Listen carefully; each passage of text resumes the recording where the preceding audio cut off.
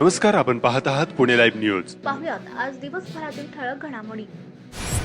चाकण परिसरात वाहतूक कोंडीची समस्या दिवसेंदिवस बिकट होत चालली आहे. याबाबत उपमुख्यमंत्री अजित पवार यांनी प्रशासनाला पाहणी करून उपाययोजना करण्याच्या सूचना दिल्यानंतर पिंपरी चिंचवडचे पोलीस आयुक्त आणि राष्ट्रीय महामार्ग प्रशासनाच्या अधिकाऱ्यांनी गुरुवारी 1 ऑगस्ट 2024 रोजी चाकण परिसराची पाहणी केली.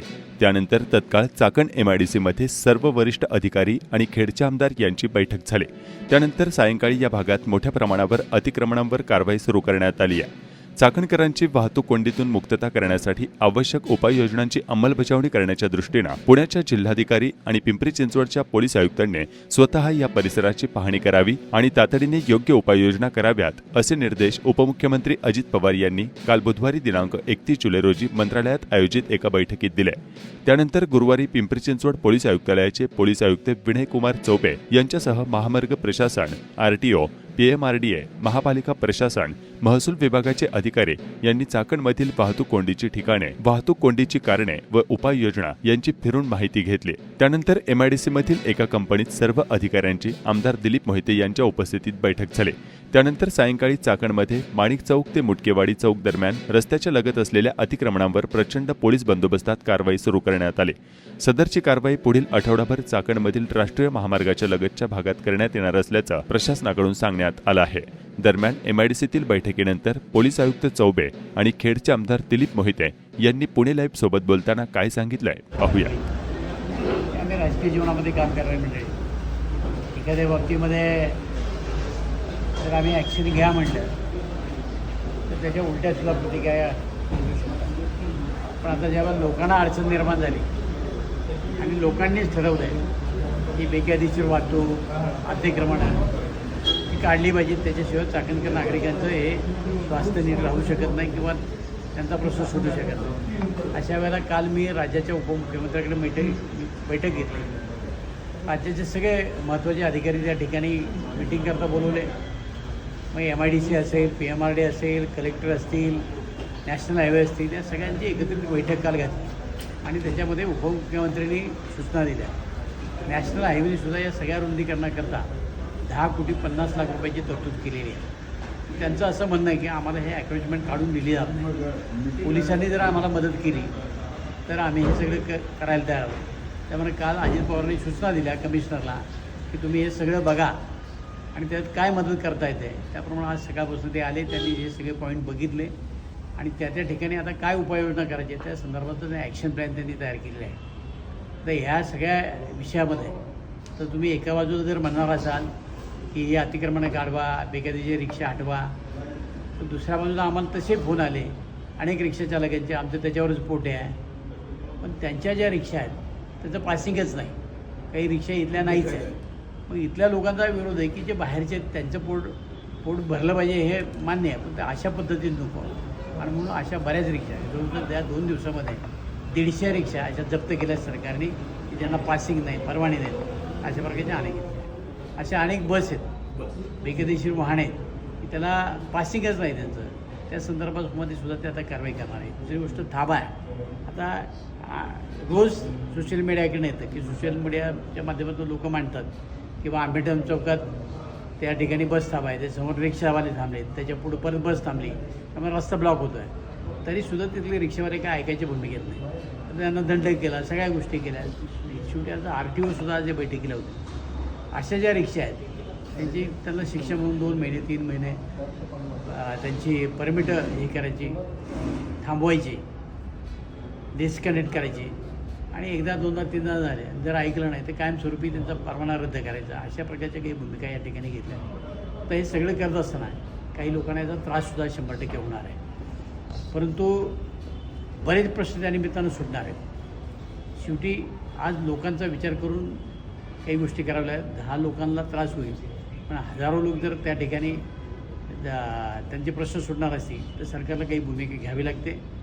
या सगळ्या प्रकरणामध्ये कोणावर अन्याय होऊ नये अशा प्रकारची भूमिका मी या निमित्तानं घेतली.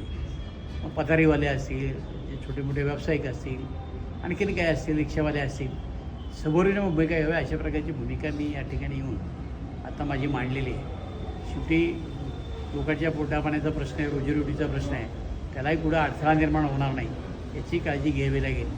रस्ता मोकळा झाला पाहिजे याबद्दल माझंही दुमत नाही. परंतु हे सगळं करत असताना शेवटी समाजाला सुद्धा डोळ्यासमोर ठेवलं पाहिजे अशा प्रकारची भूमिका मी त्या निमित्तानं मांडलेली आहे. त्या सगळ्या गोष्टीचा विचार करून प्रशासन निर्णय घेईल अशी अपेक्षा या निमित्ताने व्यक्त करतो. एनएचआयची दोन्ही टेंडर निघलेली आहेत. त्यांना पहिले सर्व्हिस रोड गेल्याशिवाय मधला ओव्हरब्रिज त्यांना करता येत नाही. त्यामुळं त्यांना ते काढून पाहिजेच होतं. नेमकी अशी वेळ आली की आता कावळा बसला आणि फांदी मोडलेली आहे. त्यामुळं नेमकं लोकांनी प्रश्न हातात घेतला आणि त्यानिमित्तानं आता प्रशासनानुसार संधी आलेली आहे. त्यामुळे नाशना हायवेचे लोक आता हे अतिक्रमण काढायला सरसावले.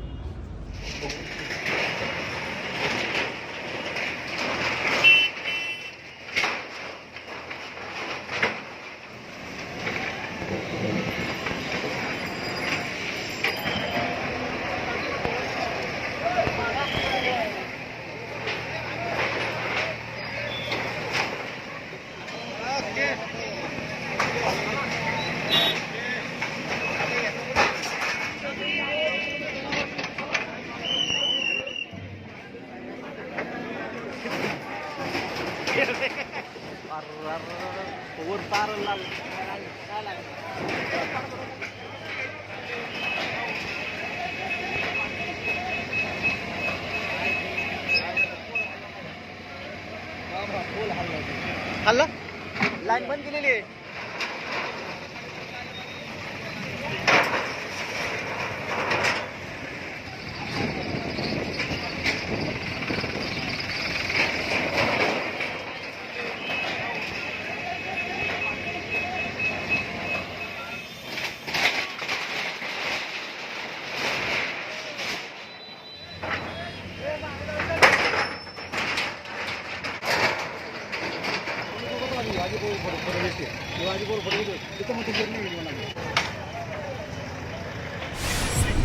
पिस्तूल बाळगल्याप्रकरणी अंमली पदार्थ विरोधी पथकानं एका अल्पवयीन मुलाला ताब्यात घेतला.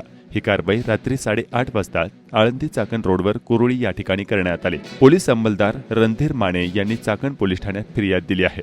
आळंदी चाकण रोडवर कुरुळी या ठिकाणी एक अल्पवयीन मुलगा पिस्तूल घेऊन आला असल्याची माहिती अंमली पदार्थ विरोधी पथकाला मिळाली. त्यानुसार पोलिसांनी सापळा लावून त्याला ताब्यात घेतला. त्याच्याकडून 50,000 रुपये किमतीचे एक पिस्तूल जप्त करण्यात आले आहे. तर चाकण पोलीस याबाबतचा अधिक तपास करत आहे. पत्नीच्या चारित्र्यावर संशय घेत तिला मारहाण केले, तसेच पत्नीला माहेरहून पैसे आणण्याची मागणी केली. या प्रकरणी पत्नीने पतीच्या विरोधात गुन्हा नोंदवला आहे. ही घटना निघोजे या ठिकाणी घडली. या प्रकरणी 32 वर्षीय महिलेने महाळुंगे एमआयडीसी पोलीस ठाण्यात फिर्याद दिली आहे. त्यानुसार संजय जळबा भेरजे वय वर्ष 35 राहणार तालुका नायगाव नांदेड याच्या विरोधात गुन्हा दाखल करण्यात आला आहे. तर महाळुंगे एमआयडीसी पोलीस याबाबतचा अधिक तपास करत आहेत. घटस्फोट दिल्याच्या कारणावरून साडूने साडूला बेदम मारहाण केली. ही घटना रात्री 9:30 वाजता महात्मा फुले चौक चाकण या ठिकाणी घडली. राहुल गजानन निकम वय वर्ष 33 राहणार चाकण यांनी या प्रकरणी चाकण पोलीस ठाण्यात फिर्याद दिली आहे. त्यानुसार प्रमोद लक्ष्मण शिंपी वय वर्ष 40 राहणार चाकण याच्या विरोधात गुन्हा दाखल करण्यात आला आहे. चाकण वाहतूक कोंडीला बेजबाबदार वाहन चालक जबाबदार आहेत.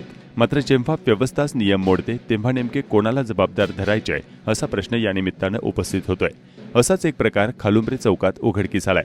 महाराष्ट्र शासन नाव लिहिलेली टोयोटा कंपनीची इनोव्हा कार MH16 CD 1426 ही गाडी थेट लेन मोडून सायरन व गाडीमधील आतील पुढील बाजूस अंबरदिवा ठेवून नियम मोडत असल्याचं निदर्शनास आलं. खासगी गाड्यांमध्ये पोलीस अंबरदिवाप्रमाणे लाल निळ्या LED लाईट व सायरन खूप अधिकारी आणि पदाधिकारी वापरत असून पोलीस प्रशासन यांच्याकडे साफ दुर्लक्ष करत आहे आणि व्यवस्था देखील वाहतूक कोंडीमध्ये भर पडत आहे. साने गुरुजी विद्यालय खरपूड येथील माजी विद्यार्थिनी कुमारी कोमल काळूराम चौधरी हिची पोलीस उपनिरीक्षक म्हणून निवड झाली आहे. तिचे गावातून अभिनंदन होत आहे. आळंदीत आषाढी यात्रेनिमित्त इंद्रायणीची आरती व नदीघाटाची स्वच्छता करण्यात आली.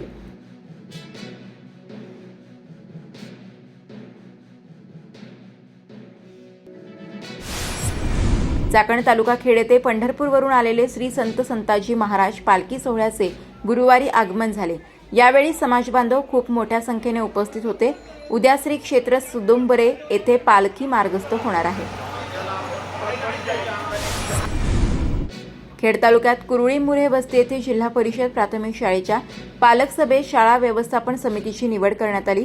अध्यक्षपदी रेणुका प्रवीण डोंगरे, उपाध्यक्षपदी नवनाथ गंगाराम मेदनकर यांची एकमताने निवड करण्यात आली. खेड तालुक्यात विविध प्रशाला, महाविद्यालये आणि कार्यालयात आज गुरुवारी लोकमान्य टिळक यांची पुण्यतिथी व साहित्य सम्राट अण्णाभाऊ साठे यांची जयंती साजरी करण्यात आली.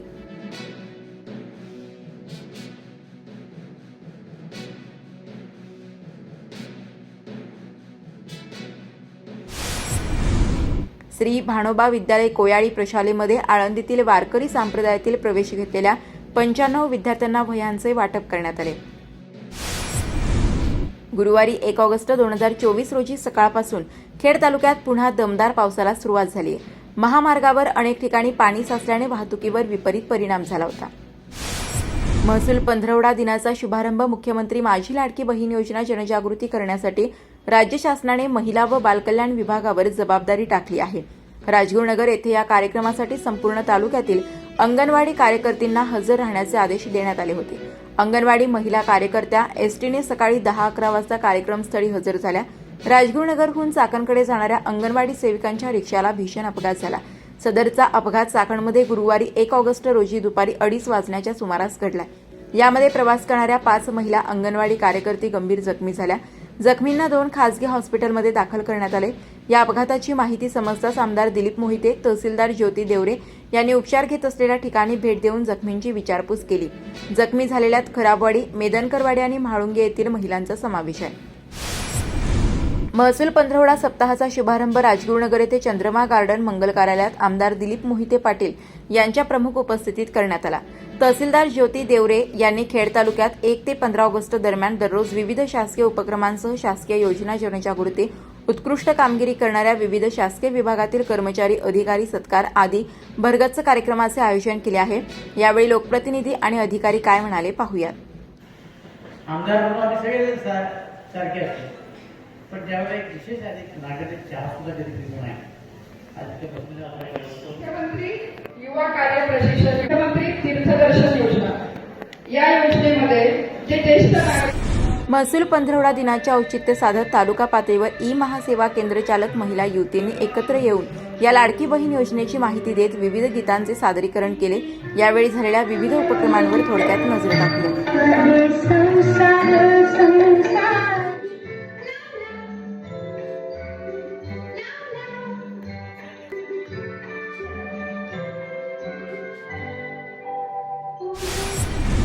भाताचे आगर म्हणून ओळखल्या जाणाऱ्या खेड तालुक्याच्या पश्चिम पट्ट्यात भात लागवडी अंतिम टप्प्यात आल्या आहेत.